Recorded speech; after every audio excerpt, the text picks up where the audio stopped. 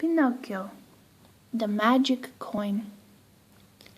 Pinocchio the puppet was looking out the window of his fatherwood carving shop. The wishing star twinkled brightly in the sky. Soon Geppetto would come home, and all the wonderful clocks in the shop would show that it was 7 o'clock. Pinocchio sighed. "What's the matter, Pinocchio?" asked his friend Jimmy Cricket. "Oh," said Pinocchio, "I'm sad because Geppetto has made so many clocks, and not one of them is mine. Not even the soldier clock, my favorite one." "Why don't you just ask Geppetto to give it to you?" suggested Jimmy. "I'm sure he would." Pinocchio looked up at the wishing star. "I wish he would," he sighed. As Pinocchio and Jimmy watched the star, it began to grow bigger and brighter. Soon the shop was filled with a blue light, and a beautiful lady dressed in blue appeared. "It's the Blue Fairy," gasped Jiminy.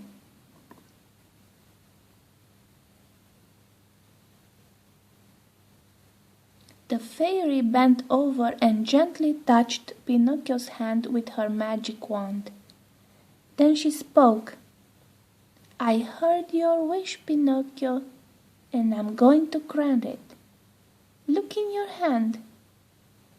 Pinocchio opened his hand and saw a gold coin. It twinkled in the blue light. "That's a magic coin," explained the fairy. "It will grant you 5 wishes. You may use them all or give some of them to someone else. But be careful what you wish, Pinocchio. Good wishes are hard to make." "Oh, I won't have any trouble," said Pinocchio. "Just listen to Jiminy," the fairy advised. "He'll help you." And then she disappeared.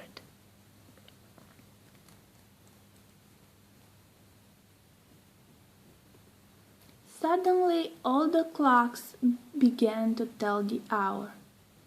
Pinocchio looked at his favorite clock, which was shaped like a castle.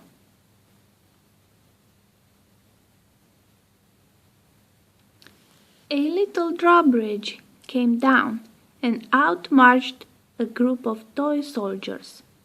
They raised tiny horns, tooted 7 times, and marched back into the castle as the drawbridge closed behind them. Pinocchio couldn't believe his good fortune. He shut his eyes tightly and said, "My first wish is to have the soldier clock as my very own."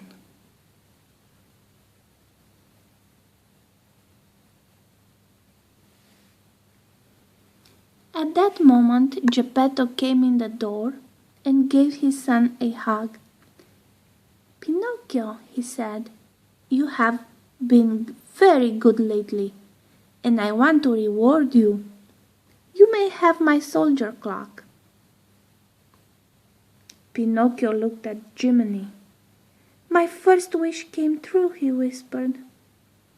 That night, as Pinocchio was getting ready for bed, he told Jiminy about his second wish. "I'm going to wish for a lot of money. Then I can buy a sled and a pair of skates and a pony. But be careful about wishing for things," warned Jiminy. "Things won't make you happy."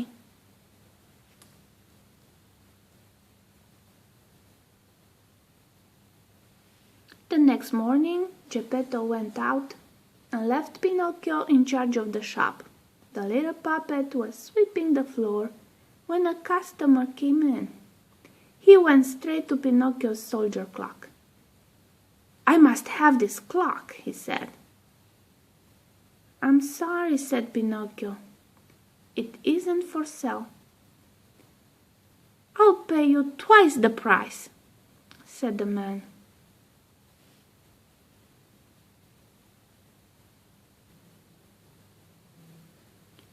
"I'm sorry, sir," said Pinocchio firmly.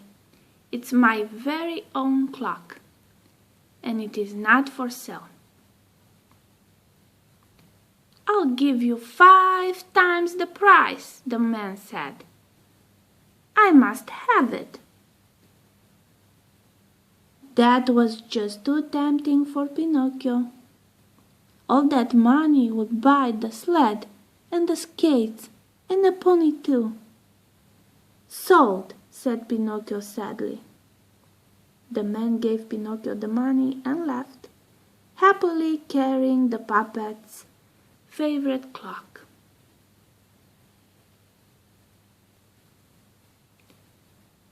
When Geppetto came home, Pinocchio told him what had happened.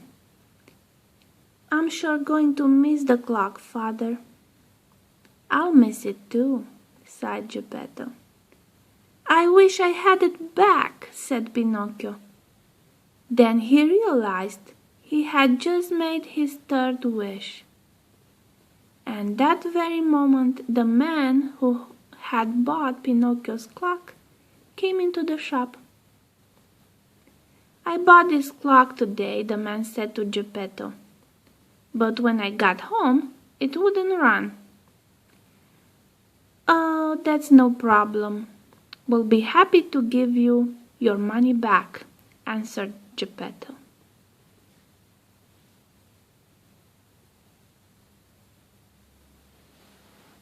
When the man had gone, Geppetto sat down at his workbench to fix the soldier clock. Pinocchio went quietly off to his room. He sat down on the bed and Jiminy hopped up beside him. "Gosh, Jiminy," said Pinocchio, "wishing didn't turn out the way I thought it would. First I had the clock I always wanted. Then I didn't have the clock, but I had a lot of money. Now I have no money, but I do have a broken clock. And I've already used up 3 wishes."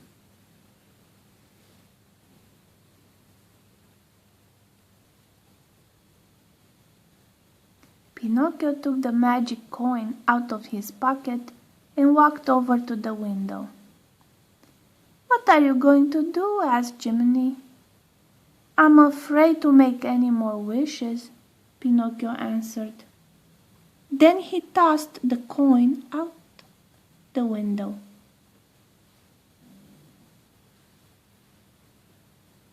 It landed on the street below. "I just wish my clock weren't broken," Pinocchio said to Jiminy as he sat back down on his bed.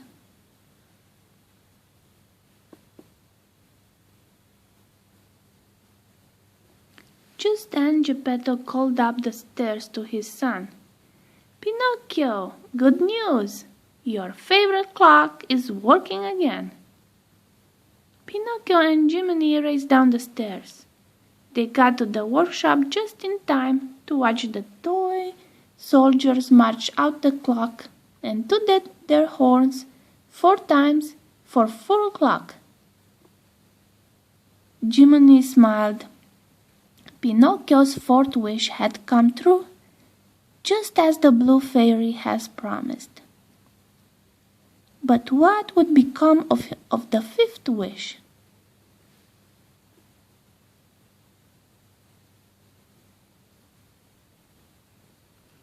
Neither Jiminy, nor Pinocchio, nor Geppetto saw the poor beggar woman who picked up the coin from the street. "Oh, thank Thank goodness, she said. I was wishing I could buy a warm coat for the winter.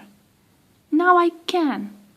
She didn't know that the coin that she was holding was a wishing coin. She just knew that her wish, which was the fifth the coin could grant, had indeed come true. The end.